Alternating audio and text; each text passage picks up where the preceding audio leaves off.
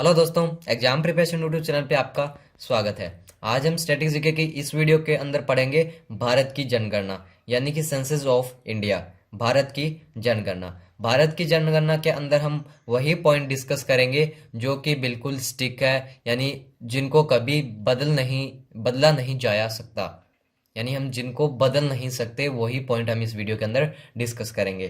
तो इसमें हम भारत की जनगणना के बारे में पढ़ेंगे, साक्षरता के बारे में पढ़ेंगे और जनसंख्या घनत्व के बारे में पढ़ेंगे। तो चलिए हेडिंग डालते हैं, जनगणना। भारत की जनगणना या फिर सेंसस ऑफ इंडिया। तो जनगणना जनगणना क्या होती है, किसको हम जनगणना कहते हैं, यानी कि जनगणना की डेफिनेशन क्या होती है। तो जनगणना की डेफिनेशन होती है कि निश्चित क्षेत्र में उपस्थित लोगों की संख्या को जनगणना कहते हैं। निश्चित क्षेत्र में उपस्थित लोगों की संख्या को जनगणना कहते हैं।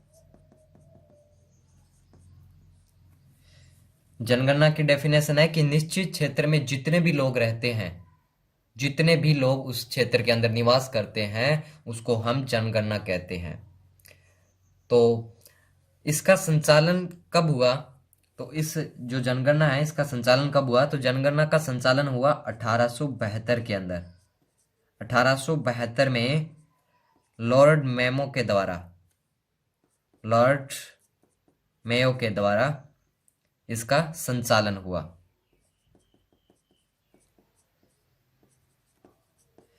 जनगणना का संचालन 1872 में लॉर्ड मेयो द्वारा हुआ था। इसके बाद में जो पहली जनगणना हुई थी भारत के अंदर, वह कब हुई थी और किसने करवाई थी? तो 1881 के अंदर भारत की प्रथम जनगणना हुई थी। प्रथम जनगणना हुई और ये किसने करवाई? ये करवाई थी लॉर्ड रिपन ने। तो भारत की जो प्रथम जनगणना थी वो 1881 में हुई थी और लॉर्ड रिपन ने करवाई थी। इसी कारण लॉर्ड जो रिपन है, उसको जनगणना का जनक कहा जाता है। जनगणना का जनक किसे कहा जाता है? तो वो है लॉर्ड रिपन। लॉर्ड रिपन को जनगणना का जनक क्यों कहा जाता है? क्योंकि जो पहली प्रथम जनगणना थी भारत की, वो लॉर्ड रिपन ने ही करवाई थी। इस कारण इसको जनगणना का जनक कहा जाता है। इसके बाद में हम बात करेंगे जनगणना का संचालन कैसे होता है, कौन करता है जनगणना का संचालन और क्यों होता है, ये हम बात करेंगे। तो जो जनगणना का संचालन है, ये कौन करता है? ये करता है गृह मंत्रालय। गृह मंत्रालय है, ये जनगणना का संचालन करता है। तो इसके अंदर गृह मंत्रालय क्या करता है?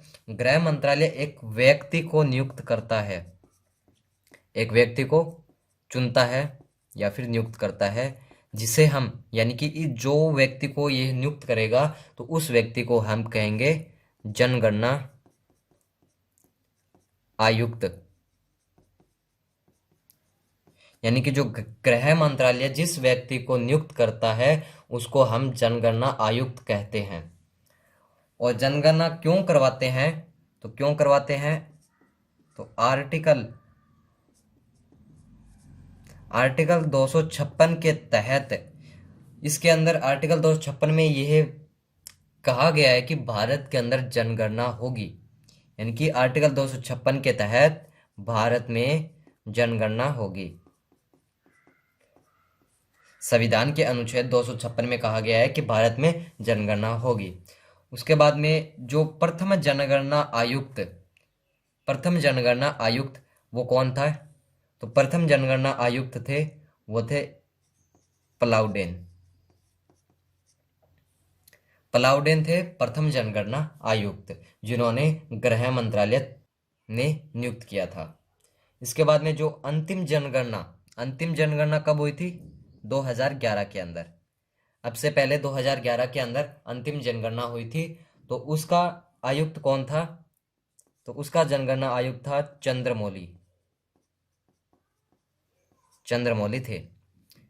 2011 के अंदर जो अंतिम जनगणना हुई थी, यानी अब से पहले जो जनगणना हुई थी 2011 के अंदर, उसके जनगणना आयुक्त थे चंद्रमौली। अब हम बात करेंगे 2011 की जनगणना के बारे में। 2011 की जनगणना, जो 2011 की जनगणना थी, इस जनगणना का नारा था, हर जनगणना का नारा होता है, तो इस जनगणना का नारा था, हमारी जनगणना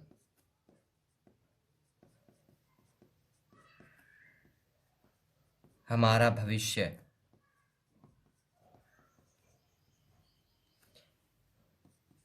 इंपॉर्टेंट पर्सन बनता है कि 2011 की जनगणना का नारा क्या था।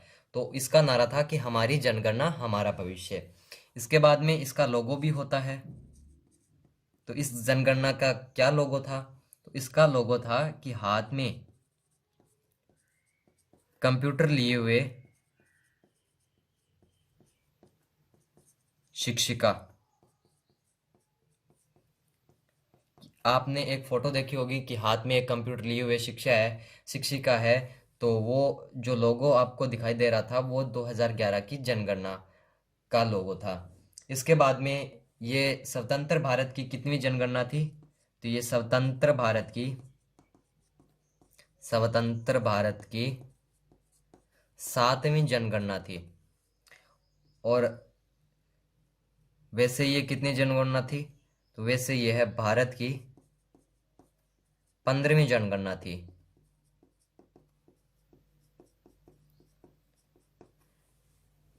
और इस जनगणना के अनुसार भारत में जो भारत की जनसंख्या है वो कितनी थी?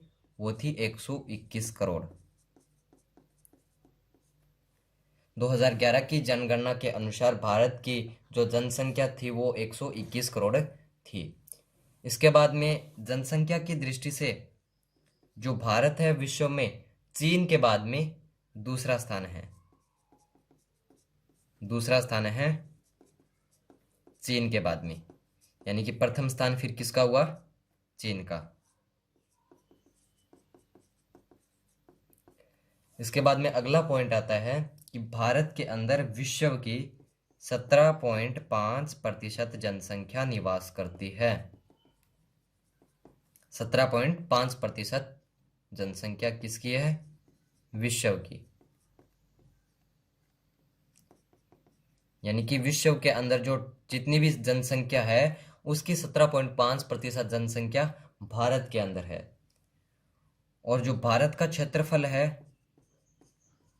क्षेत्रफल कितना है विश्व का? 2.4% है, ओनली 2.4%। तो जो अफ्रीका है इसके अंदर कितने देश आते हैं? इसके अंदर 54 देश आते हैं। और उन 54 देशों में जो कितना एरिया है वो है 21% एरिया है विश्व का। और इस 21% एरिया में कितनी जनसंख्या है? 17.7% है विश्व की।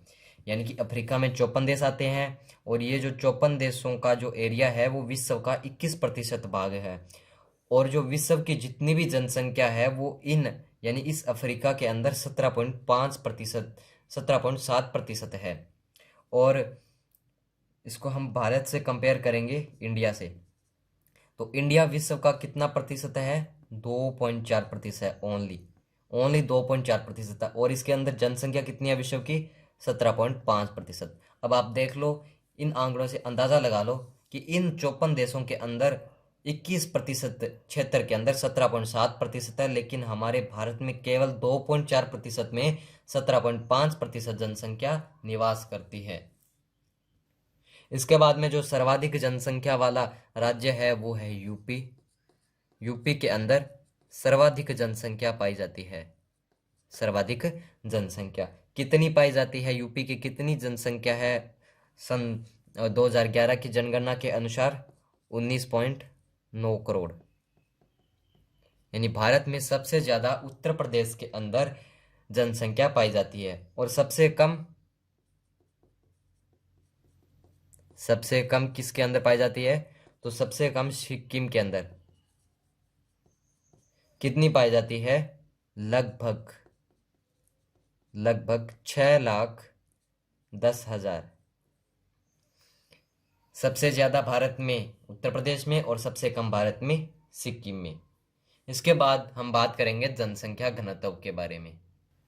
जो 2011 की जनसंख्या थी वो 121 करोड़ थी।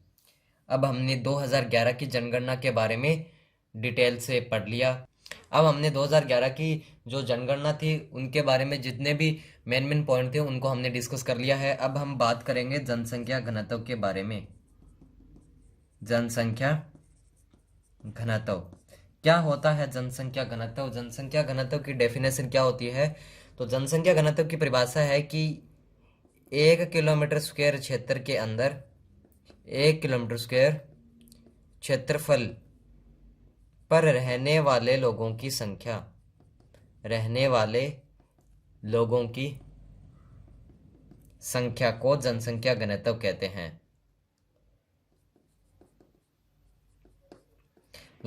1 किलोमीटर स्क्वायर क्षेत्रफल रहने वाले लोगों की संख्या को जनसंख्या घनत्व कहते हैं।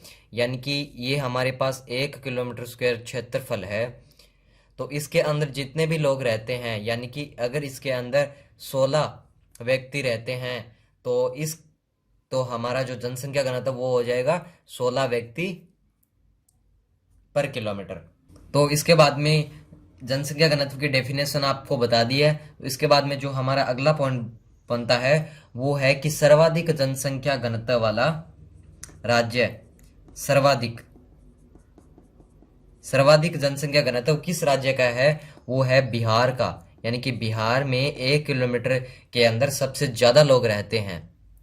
तो कितने लोग रहते हैं? तो 1106 व्यक्ति पर किलोमीटर के अंदर रहते हैं। यानी कि 1106 व्यक्ति किलोमीटर स्क्वायर प्रति किलोमीटर स्क्वायर, यानी कि 1100, यानी कि ये जो हमारे पास 1 किलोमीटर स्क्वायर एरिया था इसके अंदर 1106 व्यक्ति रहते हैं।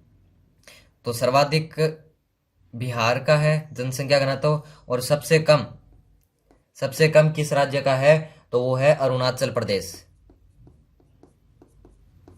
अरुणाचल प्रदेश कितना है अरुणाचल प्रदेश का? तो वो है 17 व्यक्ति प्रति किलोमीटर। यानी कि ये जो हमारे पास 1 किलोमीटर स्क्वायर एरिया है इसमें केवल 17 व्यक्ति ही रहते हैं। इसके बाद में जो औसतन जनसंख्या घनत्व है वो कितना है? औसतन जनसंख्या घनत्व, औसतन जनसंख्या घनत्व है 382 व्यक्ति प्रति किलोमीटर, 382 व्यक्ति किलोमीटर स्क्वायर। इसके बाद में जो अगला पॉइंट बनता है वो है कि सर्वाधिक जनसंख्या घनत्व वाला केंद्र शासित प्रदेश, केंद्र शासित प्रदेश सबसे ज्यादा वो कौन है? वो है दिल्ली। यानी कि जो हमारा दिल्ली केंद्र शासित प्रदेश है इसके अंदर सबसे ज्यादा जनसंख्या घनत्व पाया जाता है सिर्फ केंद्र शासित प्रदेशों में। और सबसे कम केंद्र शासित प्रदेश कौन सा है जिसके अंदर जनसंख्या घनत्व सबसे कम पाया जाता है? तो वो है हमारा अंडमान और निकोबार, अंडमान निकोबार। इसके बाद में हमने जनसंख्या घनत्व के बारे में इतने ही स्टिक पॉइंट बनते हैं जो कि कभी चेंज नहीं हो सकते। यानी कि स्टिक पॉइंट है 2011 की जनगणना के अनुसार। और इसके बाद में हम पढ़ते हैं साक्षरता के बारे में। साक्षरता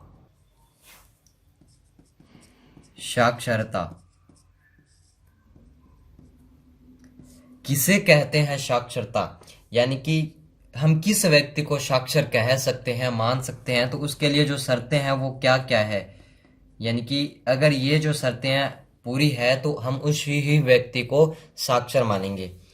तो पहली शर्त है कि एक भाषा के बारे में जानकारी होनी चाहिए, एक भाषा के बारे में जानकारी होनी चाहिए।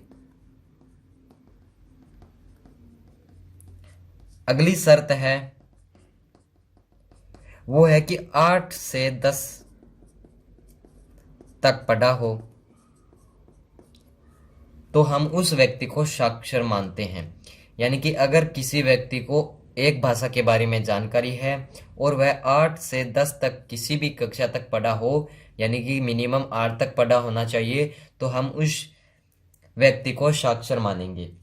यानी कि उसी व्यक्ति के अनुसार साक्षरता के जो आंकड़े हैं वो दिखाए जाते हैं। तो भारत की जो औसतन साक्षरता है वो कितनी है? औसतन साक्षरता है वो है लगभग 74%, यानी कि 74%। और भारत की औसतन साक्षरता है 74%, जिसके अंदर पुरुष साक्षरता कितनी है? तो पुरुष साक्षरता है 82%, यानी कि 100 व्यक्तियों में 82 व्यक्ति पढ़े हुए हैं। और महिला साक्षरता कितनी है? तो महिला साक्षरता दर है वो है 64%। इसके बाद में जो अगला पॉइंट बनता है वो है कि सर्वाधिक साक्षरता वाला राज्य।